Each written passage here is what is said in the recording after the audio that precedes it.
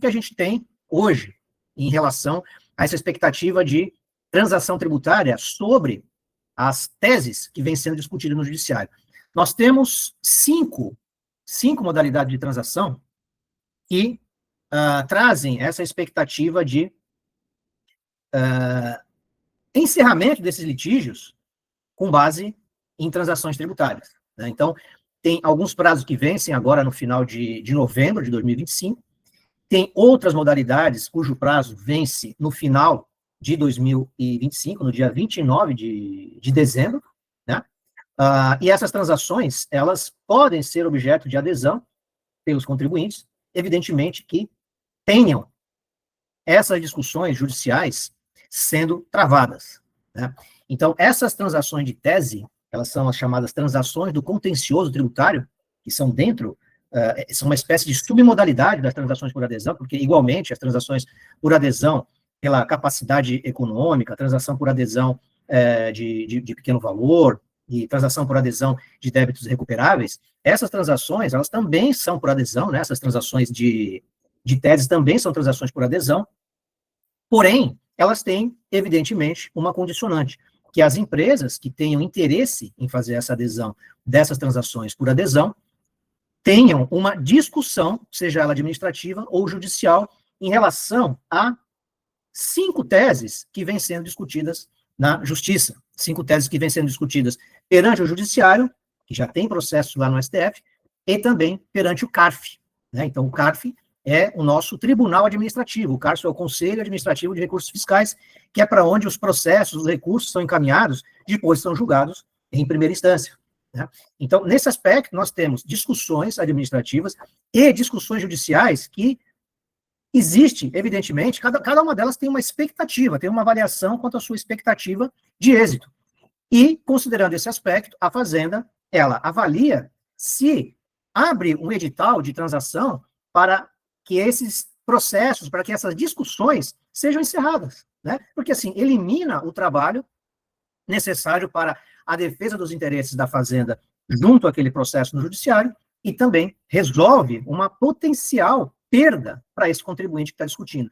Então, aqui é uma faca de 2 gumes, né? Caso o contribuinte tenha uma ou mais dessas ações judiciais, uma ou mais desses recursos administrativos tramitando e que, porventura, exista uma expectativa de êxito remota, uma expectativa de êxito não favorável ao contribuinte, ele pode, sim, se valer de uma transação tributária para requerer a desistência desse processo e pagar essa dívida em relação a esses débitos que ele está discutindo com desconto de juros e multas, né?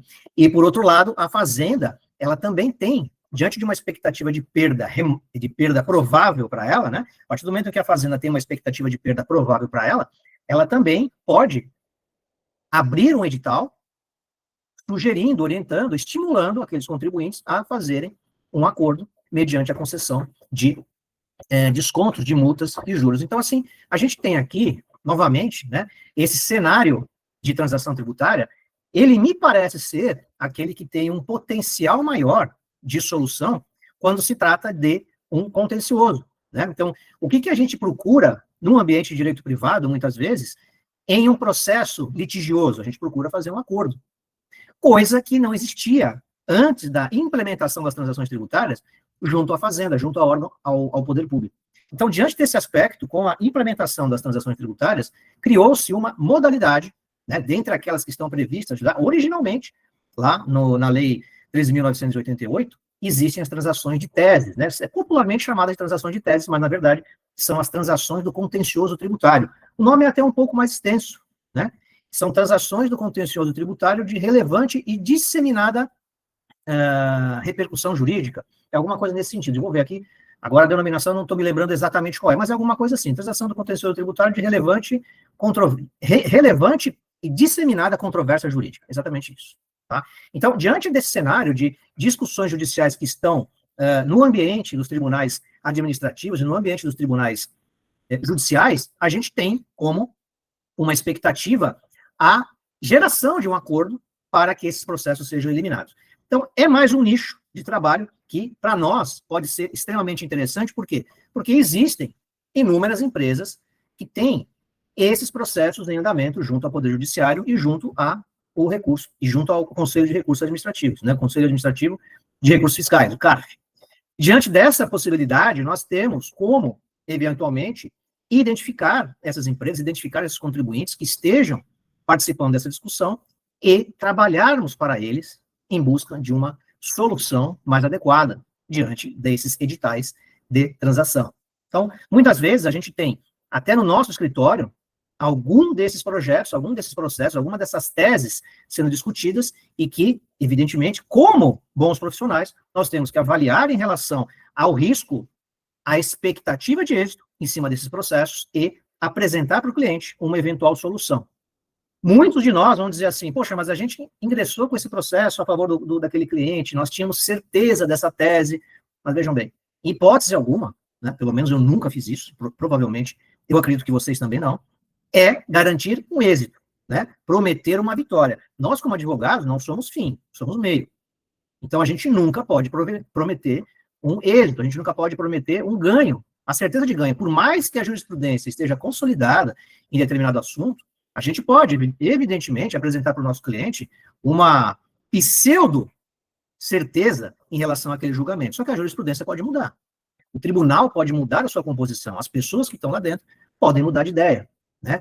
Quantos processos que já tiveram o seu resultado definido pelo STJ e encontrou-se um meio de encaminhar esse processo para o STF e houve uma reversão naquela decisão, né? Tanto a favor do contribuinte quanto contra. Então, esses casos de PIS/COFINS sobre ICMS, nós tivemos uma reversão a favor do contribuinte, né? Essa tese do PIS/COFINS sobre ICMS, ela já estava perdida no STJ.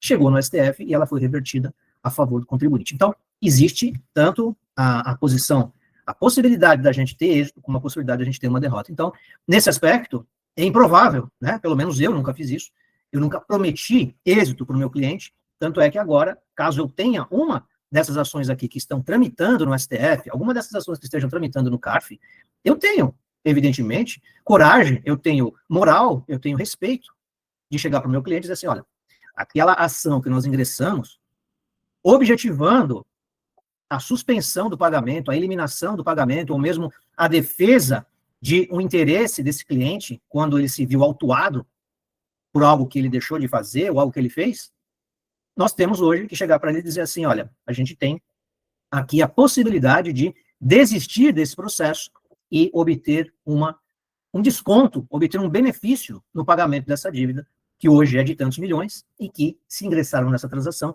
teremos a oportunidade de fazer esse pagamento em prestações, né? E também com desconto sobre os juros, sobre o principal e as multas, né? Então, assim, esse é o momento. Então, muitas vezes, né, e aí é uma questão de expectativa da existência. Se esses casos já estão sendo discutidos por algum escritório de advocacia, é muito provável que esses advogados do próprio escritório ofereçam essa possibilidade para esse cliente. Porém, como nós temos o direito de interpretação, né, nós podemos interpretar se aquela ação que nós desenvolvemos, por mais que haja uma expectativa de êxito remota diante do que a jurisprudência está dizendo, se nós temos certeza daquela tese, muitos advogados vão bater o pé e falar assim, não, eu não vou orientar o meu cliente a desistir desse processo, porque eu tenho certeza que a gente vai ganhar. Essa é uma opinião pessoal, uma opinião subjetiva. Nós temos o direito, como advogados, de termos a nossa opinião. Então, se eu estou defendendo um cliente, e eu, na minha opinião, na minha interpretação, eu tenho a minha certeza de que aquele processo vai ser vitorioso, se eu quiser, eu não ofereço para o meu cliente uma solução de parcelamento, porque eu tenho certeza daquela minha tese. Porém, é a minha opinião pessoal, né? Esse potencial cliente, ele pode precisar de uma segunda opinião, assim como a gente vai no médico, muitas vezes a gente não aceita o posicionamento do médico e busca uma segunda opinião, ou a gente procura um advogado para resolver algum problema nosso, a gente procura um outro advogado para ter certeza quanto àquilo que a gente deseja, se é aquilo mesmo que aquele advogado está falando, nessa mesma situação pode ser igual, né? O nosso cliente tem um advogado que está defendendo uma tese, e ele bate o pé e diz, não, esse aqui a gente vai ganhar. Nem pensa em fazer acordo com a fazenda porque a gente vai ganhar. E muitas vezes esse cliente precisa de uma segunda opinião, e essa segunda opinião é a nossa, né? Aí cabe a nós, né? E aí a gente precisa ter um discernimento para saber analisar essa tese, analisar se existe fundamento para que aquele contribuinte saia vitorioso naquela ação ou não, né? E muitas vezes você vai dizer assim, puxa vida, mas eu não tenho experiência, como é que eu vou fazer isso? a gente tem que estudar. Né? A gente, como advogado, o nosso trabalho qual que é? É buscar elementos para defender o interesse do nosso cliente. Então, assim, a gente vai estudar, a gente vai buscar informações, a gente vai se reunir, a gente vai conversar, em busca de saber se uma ou mais dessas teses são teses que vão ou não ter êxito para que a gente possa, eventualmente, enfrentar uma opinião já consolidada de um advogado que ofereceu aquele trabalho para aquele cliente. Né? Então, a partir do momento em que eu ofereço um trabalho para um cliente, eu posso ou não ter certeza daquilo que eu estou falando. Né? Em determinado momento da história jurídica, a gente identificou que aquela tese era uma tese vitoriosa, só que agora ela não é mais. Né? Ela não é mais do ponto de vista do que tem dito a jurisprudência, do que tem dito os tribunais. Mas eu posso continuar sendo resistente e entender que aquela minha tese vai ser julgada procedente. É um direito meu. Né? E o meu cliente, ele confia em mim. Então, assim, eu posso, se eu quiser, discordar de qualquer um desses editais que estão aqui e buscar uma solução. Manter aquela opinião que eu tinha desde o início. Ou eu posso mudar de opinião e dizer assim, bom, eu vou apresentar uma solução para o meu cliente. Então, aí é que entra, né? Aí é que entra o papel do advogado que tem uma relação de confiança com o cliente. Ou esse cliente pode precisar de uma segunda opinião. Precisando de uma segunda opinião, a gente está à disposição para fazer uma segunda avaliação em relação àquela tese que foi que está sendo defendida pelo colega e apresentar para esse cliente uma segunda opinião. Né? Isso não existe nenhuma questão de ética aqui envolvida, de falta de ética, melhor dizendo. Né? Eu posso, se eu quiser, apresentar uma segunda opinião, ou eu posso colocar um artigo meu na internet, no ambiente do meu site, dizendo assim, a tese do IPI sobre conceito de praça e valores mobiliários. E eu vou colocar lá que o meu entendimento é contra essa tese, que essa tese vai ser julgada improcedente. A pessoa vai ler aquela minha opinião e vai, se ele entender que a minha opinião é a opinião mais razoável para aquele assunto, ele vai procurar acompanhar aquilo que eu estou colocando como minha opinião. Então, assim, a gente tem condições de, nesses casos, identificar um potencial cliente para esses trabalhos de transação. E a gente tem aqui, vou colocar aqui nos slides, para o pessoal que está no meeting. Deixa eu selecionar a guia aqui. Janela. Essa aqui.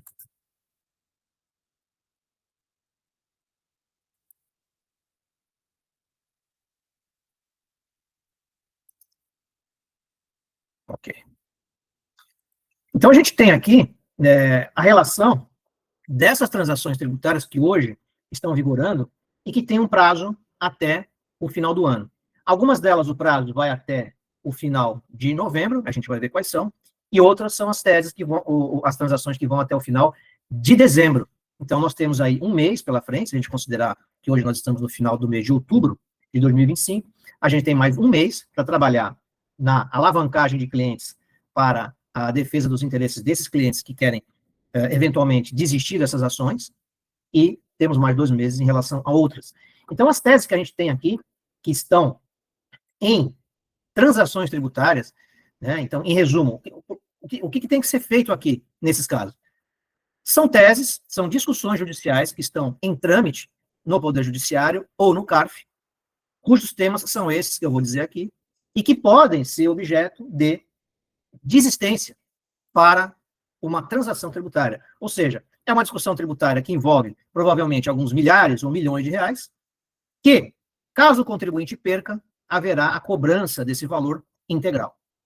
Fazendo uma transação tributária, a gente tem condições de oferecer para esse cliente a possibilidade de obter descontos significativos que podem chegar até 65%. Então, veja, aqui cabe a nossa avaliação em relação à expectativa de êxito que existe em cada uma dessas teses. São 5 discussões judiciais que hoje podem ser objeto de desistência para fins de transação tributária. Então, quais são elas? Então, a gente tem aqui, pelo edital número 52, a gente tem a transação tributária que envolve o IPI sobre o conceito de praça e valores e títulos mobiliários.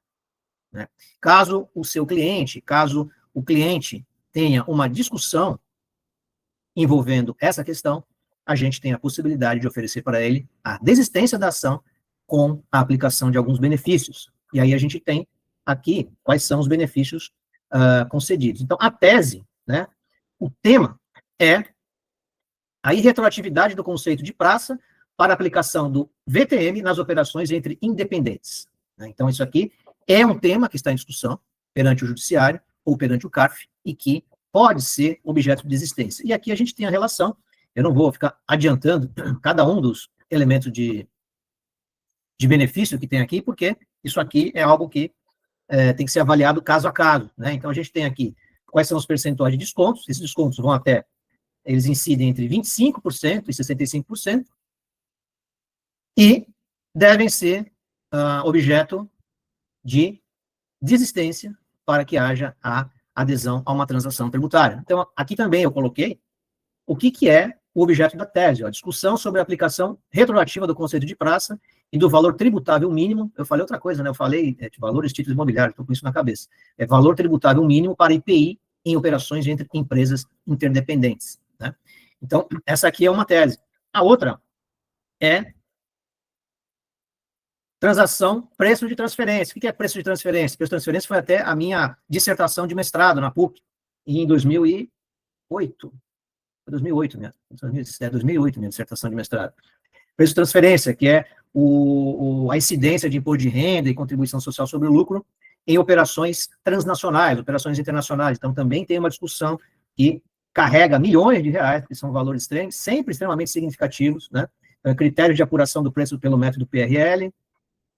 E aqui, o objeto é controvérsia sobre a aplicação do método de preço de revenda menos lucro, PRL, na apuração de preço de transferência. Então, a gente tem aqui duas discussões que são passíveis de serem objeto de desistência pelo contribuinte para ingresso em uma transação tributária, né? Outra, desmutualização, Bovespa, Bolsa Mercantil de Futuros, CETIP. É outra discussão. O que ela envolve? Discussão sobre a desmutualização, discussão sobre a tributação de imposto de renda, contribuição social sobre lucro, PIS e COFINS nos processos de desmutualização das bolsas de valores e mercadorias. Então, é outra tese que pode ser objeto de existência. E mais duas, tributação de PIS e COFINS sobre descontos e bonificações, aqui é descontos condicionados, então existe a questão da incidência de PIS e COFINS sobre descontos incondicionados, descontos condicionados, aqui a gente está falando sobre descontos condicionados, né? Então, inclusão de descontos e bonificações condicionais na base de cálculo do PIS e COFINS não cumulativo. Controvérsia sobre a inclusão de descontos e bonificações condicionais obtidos pelo comércio varejista. Então, assim, qual que é o potencial cliente? Comércio varejista, né? Na base de cálculo do PIS e COFINS não cumulativos.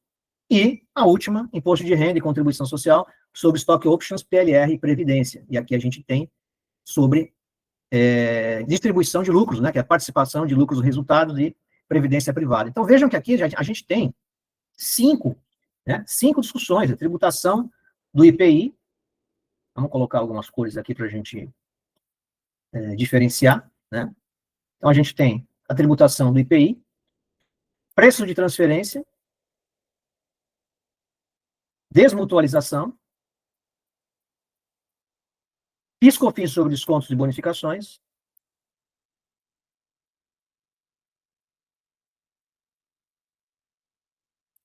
e imposto de renda e contribuição sobre stock options, PLR e previdência.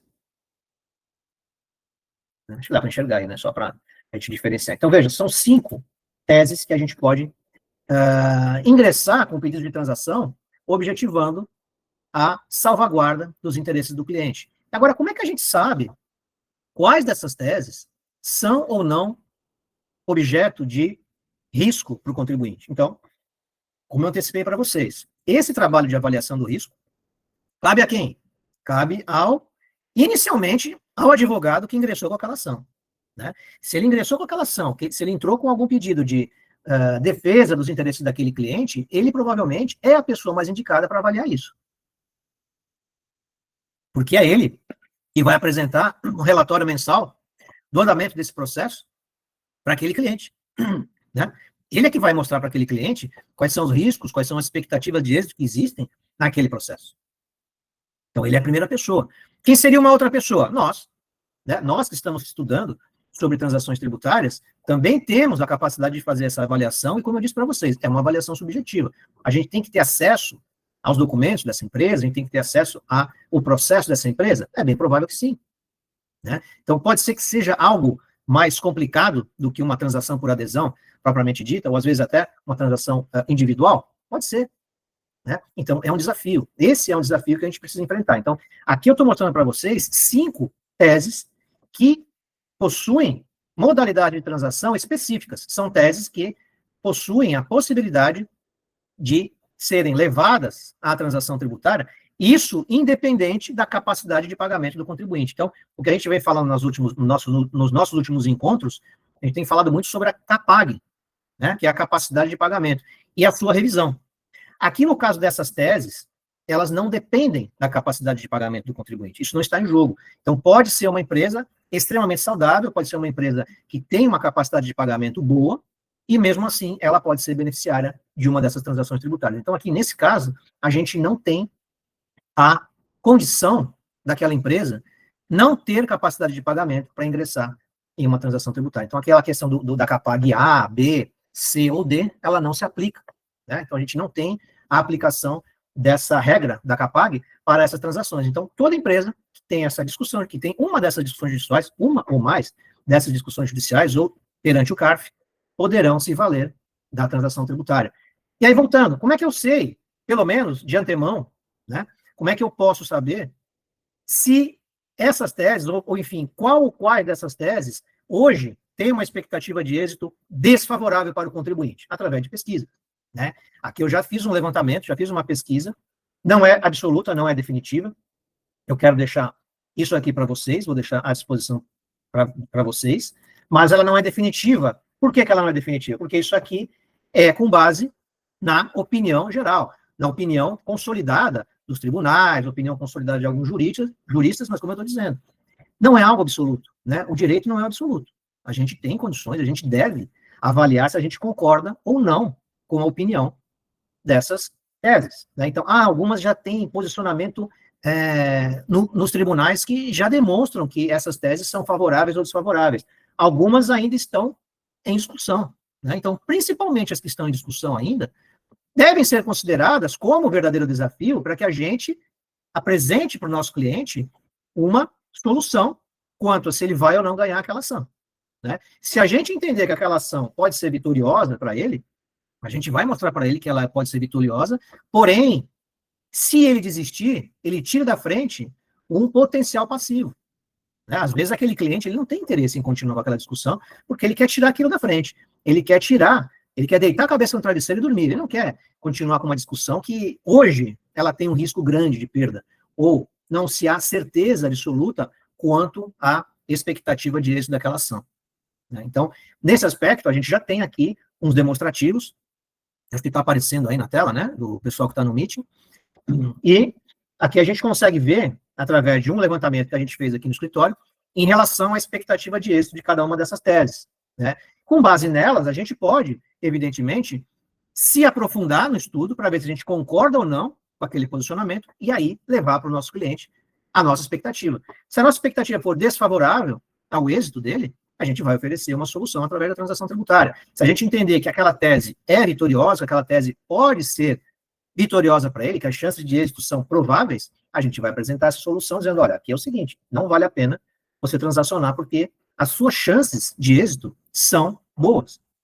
Né? Então, diante desse aspecto, o que eu quero passar para vocês? Que a gente tem mais um elemento de alavancagem de clientes. Né? Então, vejam que as transações tributárias, elas não se esgotam nelas mesmas. Né? A gente tem condições aqui de apresentar para o cliente uma solução que nem sempre é a da transação tributária. Né? Pode ser que a transação tributária aqui não seja algo eficiente nesse caso. Né? Pode ser que os clientes que a gente vai identificar, que a gente vai alavancar para esse trabalho de transação tributária, eles sejam potenciais interessados nesses 5 assuntos, só que até agora eles não estão discutindo. E a gente pode avaliar que um ou mais desses 5 assuntos sejam interessantes para ele e vender para ele a ação correspondente. Né? Mas a gente está vendo aqui que isso aqui está meio... o risco é muito grande. Então a gente não vai oferecer, vai oferecer apresentando para ele, de forma transparente, que existe uma chance de êxito remota. Né? Mas a gente não sabe qual é a situação daquele cliente. Talvez ele precise daquela discussão. Talvez ele tenha necessidade de buscar uma solução através de uma discussão judicial.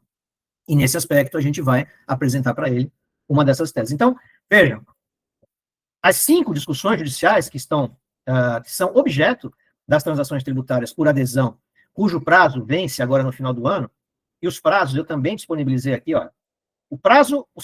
As transações que se esgotam no dia 28/11 são as do edital 52, 53 e 54, que tratam de conceito de praça, preço de transferência e desmutualização, certo? Essas aqui vencem no dia 28/11. 29/12 são as teses do PIS/COFINS sobre descontos e bonificações e IRPF contribuições sobre stock options. Então, vejam, a gente tem aqui até o final do mês de novembro para alavancar clientes que tenham interesse em transacionar débitos que estão envolvidos em uma ou mais dessas ações aqui, né, em uma ou mais dessas teses. Então, se tem um cliente que tem essa discussão do IPI, outro preço de transferência e outro de desmutualização, temos até o dia 28/11 para ingressar em uma transação.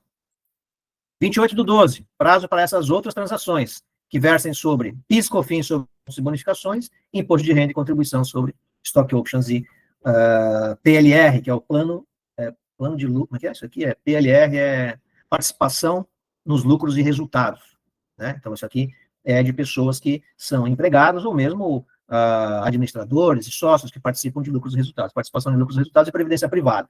Então, essas duas teses aqui, até o dia 29 de dezembro, e as outras três, até o dia 28 de novembro. Então, a gente tem aqui qual que é a posição da jurisprudência hoje em relação a cada uma dessas teses, e que vai nos estimular a buscar clientes que estejam envolvidos com essas questões e que potencialmente têm interesse em desistência. Então, o primeiro edital, que é o edital 54, ele trata sobre a tributação da desmutualização da Bovespa, né? Bolsa Mercantil e Futuros e CETIP. Qual que é a situação jurisprudencial hoje dessa tese? Então, a gente tem aqui a situação jurisprudencial favorável ao contribuinte, mas com risco, né? Então, essa posição aqui, a gente tem como sendo favorável ao contribuinte, mas que ainda existe risco. Por quê? Né? O Supremo Tribunal Federal levou esse processo, essa tese, à repercussão geral em um determinado recurso extraordinário, recurso extraordinário 838-997. Eu preciso carregar o meu celular. Vou pegar o fio já que não está aqui na minha mesa. Então, o Supremo Tribunal Federal, o entendimento predominante até o momento é no sentido de não incidir em imposto de renda e contribuição social sobre o ganho de capital oferido pelos membros no processo de desmutualização, por se tratar de mera reorganização societária, né? Essa é a tese, reorganização societária, sem circulação de riqueza, né? No entanto, o julgamento não está totalmente concluído e a tese mais sólida dos editais. Então, aqui, dos editais que a gente tem aqui, é a tese mais sólida a favor do contribuinte. Então, talvez essa seja aquela que não vale a pena a gente ingressar com uma transação. Por quê? Porque existe uma chance de êxito maior do que em relação às outras, né? Então, aqui a gente tem essa posição. E como é que está a posição do CARF? Historicamente, a posição da Fazenda predominava, mas decisões recentes, influenciadas pelo entendimento do STF, têm sido favoráveis aos contribuintes. Então, vejam, até o CARF está mudando de ideia, né? E o CARF, como é o tribunal administrativo, que, em tese, né, a gente sempre tem esse entendimento de que, por ser um tribunal do próprio Estado, né, o CARF ele é um tribunal interno da Fazenda, né? Mas só que a gente tem que lembrar que o CARF, apesar de ser um tribunal, um órgão administrativo, ele é paritário. Então, a gente tem lá os representantes do contribuinte e tem os representantes da Fazenda em número de igualdade. A diferença é que existe o tal do voto de qualidade, né? Que prevalece sempre sobre o posicionamento do colegiado, e isso foi algo que foi reintroduzido no nosso ordenamento jurídico e acaba prejudicando os interesses do contribuinte. Mas, para isso, a gente tem o judiciário, né? E o judiciário, felizmente, ainda tem algum tipo de esperança. A gente tem esperança no judiciário, a verdade é essa, né? Então, aqui que diz essa análise de risco que a gente fez, a tese é forte para o contribuinte, mas a transação elimina o risco de uma virada jurisprudencial futura no STF e os custos de longo prazo da disputa, né? Então, quanto mais tempo demora esse processo para ser julgado, os juros serão maiores, né? Então, assim, a gente tem que avaliar em relação a esse aspecto. Então, aqui vai mais também, né? A gente tem que ter uma avaliação econômica dessa questão, né? Será que vale a pena o contribuinte esperar tanto tempo pelo julgamento desse processo, ou vale mais a pena ele desistir, parcelar e ter a retirada de juros e multas sobre esse débito, né? O segundo, PIS/COFINS sobre descontos e bonificações condicionais. Esse aqui, olha, situação jurisprudencial desfavorável ao contribuinte, né? Então, aqui, o que a Fazenda fez? Ela já identificou que essa tese ela é desfavorável ao contribuinte, né? Desfavorável ao contribuinte, e trouxe a possibilidade daqueles contribuintes que não querem manter a discussão fazerem a desistência das discussões e ingressarem em uma transação tributária. Como é que está o posicionamento? A temática foi pacificada, já foi pacificada no recurso extraordinário, 574.706, sobre o rito da repercussão geral. O plenário do STF firmou o entendimento de que os descontos incondicionais devem ser excluídos da base de cálculo, mas os descontos e bonificações condicionais, que é exatamente o objeto da tese, né, a discussão dela leva em consideração essa questão, descontos incondicionais e descontos condicionais. Os condicionais foram excluídos da base de cálculo, mas os condicionais foram mantidos, né? E quais são os descontos condicionais? Bônus por volume de compras, eles integram a base de cálculo do PIS e da COFINS. Então, se a discussão do nosso cliente for envolvendo esses dois conceitos, de descontos condicionais e de incondicionais, tem que ser avaliado o montante, né, que está sendo, o montante envolvido em cada um desses dois objetos, para avaliar se vale a pena que haja a desistência, né?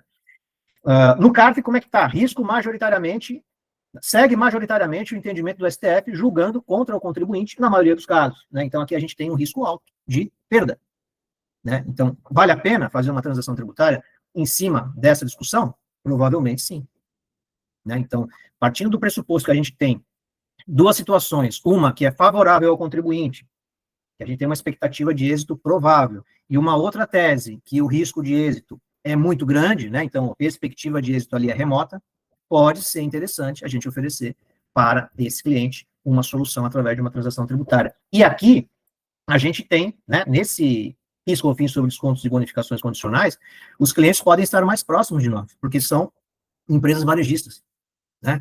Já uma tributação aqui na questão de desmutualização envolve valores imobiliários, né? Então, pode ser que a gente tenha aí dentro do nosso grupo, do nosso networking, pessoas que trabalham com isso, com investimentos, e podem ser potenciais clientes. Aqui a gente tem o varejo, né? Empresa de varejo.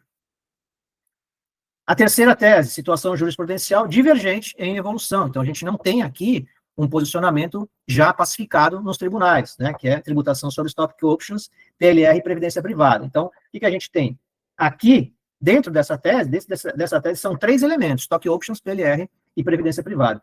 A relação do stock options é a parte mais controvertida, né? Então, o que tem de discussão hoje mais controversa lá no STF? É a questão da incidência ou não da tributação sobre stock options, né? Então, o STF ainda não pacificou o tema e há entendimentos no sentido de que o fato gerador do imposto de renda ocorre no momento do exercício da opção e não na vesting, mas a base de cálculo e a forma de tributação são muito disputadas. O CARF tem julgamentos em ambas as direções. Então, veja que a gente tem aqui um ambiente de incerteza, né? Esse aqui é um ambiente de incerteza. Então, diante dessa incerteza, pode ser interessante a desistência e o ingresso de uma transação, a adesão a uma transação, né? Então, aqui a gente tem já um elemento que é indefinido e que merece um estudo mais aprofundado, né? E aqui tem a opinião sobre o PLR, que é a participação dos lucros e resultados, a relativa pacificação de que não incide contribuição para a Previdência Social. No entanto, a Receita frequentemente questiona a natureza da verba, alegando que se trata de disfarce salarial, né? Então, a Receita entende que o PLR seria salário, né? Quando, na verdade, ele é a participação dos lucros e resultados. Então, essa tese também é uma tese de extrema relevância. Essa aqui, no meu ponto de vista, ela tem mais chances de êxito do que a outra. E a previdência privada, se incide ou não contribuição patronal. A conversa gira em torno de incidência da contribuição para a Previdência Social sobre as contribuições do empregador a planos de previdência privada complementar. A jurisprudência é instável, com decisões favoráveis e desfavoráveis ao contribuinte. Então, vejam que a gente tem aqui dentro dessa tese, na verdade, nós temos três subteses, né? Sendo que uma é a mais controversa, a outra me parece que é algo mais simples de se resolver, e uma terceira que traz também uma controvérsia de risco médio, vamos dizer, né? Estou vendo aqui que no Meeting parou de transmitir a tela, deixa eu recolocar aqui.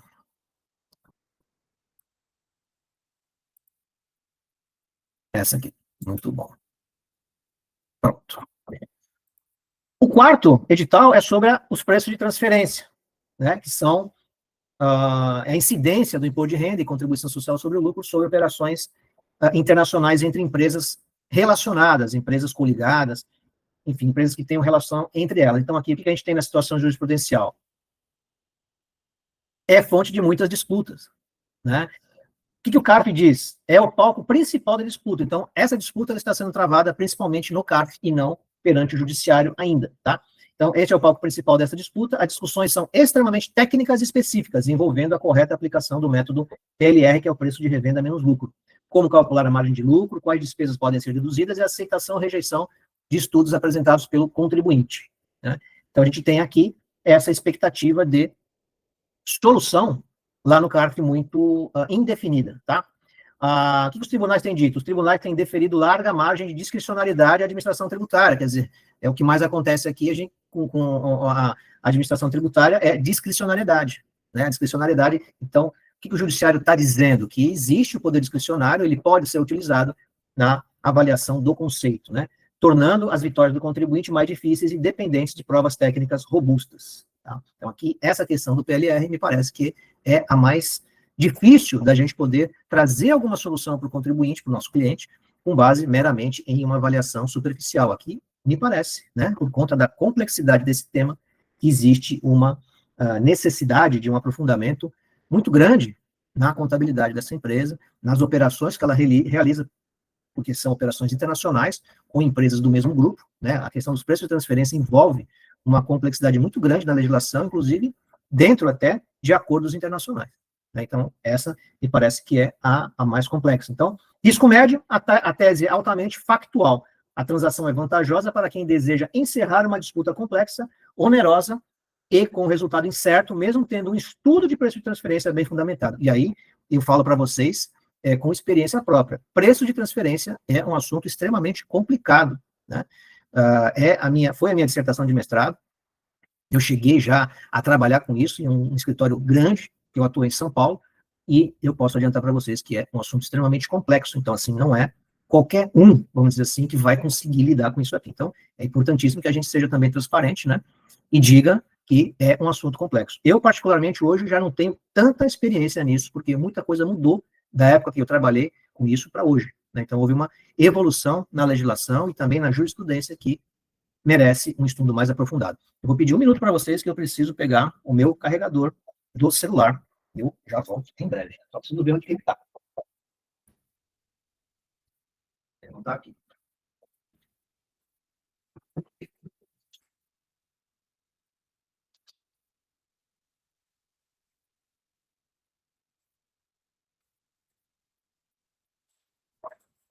Muito bem. Estou de volta. Pausa para os comerciais. Ok. 3% de carga. Vamos lá. Está carregado. Ok. E a última das 5 teses que a gente está falando aqui é a tese do IPI e conceito de praça. Né? Situação jurisprudencial, olha aí que bacana. Aqui a gente tem uma situação favorável ao contribuinte. Né? Então, a avaliação que a gente pegou aqui é que ela é favorável ao contribuinte. Contexto legal. A Lei 14.395 alterou a lei do IPI para definir expressamente o conceito de praça, para fins de valor tributável mínimo. Né? Então, a controvérsia reside na irretroatividade dessa definição. Aqui é um princípio extremamente relevante, né, para o direito tributário, que é o princípio da irretroatividade. Então, isso aqui é que está em jogo, a questão de ser ou não retroativa ou irretroativa à lei. Interpretação jurisprudencial. O princípio da anterioridade e a segurança jurídica são fortes argumentos para o contribuinte. A jurisprudência predominante tanto no CARF quanto nos tribunais judiciais, tende a entender que a nova definição legal não pode ser aplicada a fatos geradores ocorridos antes da sua vigência. Isso é um princípio básico do direito tributário, né? O princípio da irretroatividade, a gente aprende isso no primeiro ano da faculdade. Primeiro ano não, né? Mas no primeiro ano que a gente tem direito tributário na faculdade. Análise de risco baixo e médio, né? A posição do contribuinte é bastante sólida. Aderir à transação, neste caso, é uma opção para quem busca previsibilidade e liquidação rápida, abrindo mão de uma provável vitória em troca de um desconto imediato e da eliminação de custos processuais. Então, aqui vai do investimento do cliente, né? Se ele entende que vale mais a pena desistir dessa discussão e ingressar com uma transação tributária, a gente tem essa opção para ele, né? E aqui eu coloquei também um resuminho, isso aqui eu tudo vou passar para vocês, pessoal que está aí no TTT, a gente vai colocar todo esse material à disposição no dashboard, para que vocês possam estudar e a gente depois dar sequência nessas avaliações. Então, assim, porque a gente tem aqui casos concretos desses casos, né, tem situações concretas dessas teses, e aí a gente pode também desenvolver junto um trabalho de avaliação para os clientes, né, com base em estudos de casos, estudos práticos, a gente pode fazer junto uma avaliação em busca de uma solução né? E tudo é um aprendizado, tá? E a conclusão aqui, todos esses elementos aqui eu vou passar para vocês, tá? Então, assim, para tese de alto risco, a transação é frequentemente a melhor estratégia. Então, se a gente tiver diante de tese de alto risco, a gente tem a opção estratégica da transação tributária, né? Então, os editais 58 e 59, se a gente tiver clientes, a ideia é oferecer para eles uma transação tributária. Nos editais 53 e 54, o risco é médio, então a decisão mais sutil, depende de uma análise do custo-benefício. O desconto oferecido compensa abrir mão da chance de ganhar a causa no futuro, né, considerando honorários advocatícios e custo do dinheiro no tempo. Então, isso aí quem vai avaliar é o cliente, né, e a gente vai auxiliar o cliente a fazer essa avaliação. Teses com risco baixo, transação atrai quem prioriza a paz e a liquidez imediata. Né? Então, se a gente tem aqui uma expectativa de êxito favorável, por que fazer uma transação? Né? Então, isso vai ter que ser avaliado diante de outros aspectos, não exclusivamente o aspecto do ganho da ação. Né? Porque a ação tem chance de êxito, então não haveria por que entrar com uma transação. Recomendação final: antes de aderir a qualquer edital, é crucial que você faça uma análise completa e específica do caso. Né? Então, a gente vai ter que avaliar a fundamentação utilizada e também as recentes decisões do CARF e dos tribunais superiores para poder chegar a um parecer definitivo sobre aquilo que deve ser orientado ao cliente. Então, vejam que é mais um elemento, é mais uma forma de a gente apresentar um trabalho de excelência para os nossos clientes, é mais uma forma de alavancagem de clientes. Por quê? Vejam que, enquanto esses prazos, eles trazem uma aflição para aquelas empresas que precisam resolver os seus problemas, para a gente é um gatilho de solução. Né? Quando a gente tem um prazo diante de nós, a gente vai procurar, evidentemente, se mexer, a gente vai procurar resolver aquilo, porque existe um prazo para aquilo. A gente não pode adiar. Então, ao mesmo tempo em que o prazo traz para aquela empresa aquela aflição, aquela angústia, aquela necessidade de resolver aquilo em curto prazo, para a gente é um gatilho de solução. Porque é a partir desse prazo que a gente vai poder apresentar para o nosso cliente que ele precisa tomar uma decisão em curto espaço de tempo e que ele pode contar com a gente para que haja essa solução dentro do prazo previsto, uma solução tempestiva. Né? Então, nesse aspecto, a gente tem condições de apresentar para ele uma excelente solução e, evidentemente, faturar honorários com isso. Né? Então, esse projeto de solução através de transações tributárias, ele parte do princípio da necessidade de urgência, necessidade de se buscar uma solução rápida, né? E a gente tem aí, hoje, vejam que a gente está com 3 prazos pela frente. A gente tem 3 meses para trabalhar junto e encontrar uma solução para os nossos clientes em relação, seja às questões que envolvem as teses dos editais de transação de teses, né, que vão até agora o final de novembro, outros até o final de dezembro, e as transações por adesão, que são aquelas transações de acordo com a capacidade de pagamento, as transações de acordo com o valor da dívida, que eu também tenho aqui separado para vocês, essa relação de prazos, para que a gente possa trabalhar até o comecinho de janeiro, dando uma solução para os nossos clientes e chegar àquela nossa expectativa de faturar R$1 milhão em um único cliente. Estou brincando, gente. R$1 milhão é possível, como eu já falei para vocês, mas a gente vai começar nos 15 mil, né? Que esse que é a nossa meta, é aumentar pelo menos em 15 mil o faturamento do escritório com base nas transações, que isso é plenamente possível. Depois a gente parte para R$1 milhão aí num ambiente mais restrito, a gente vai chegar lá, tá?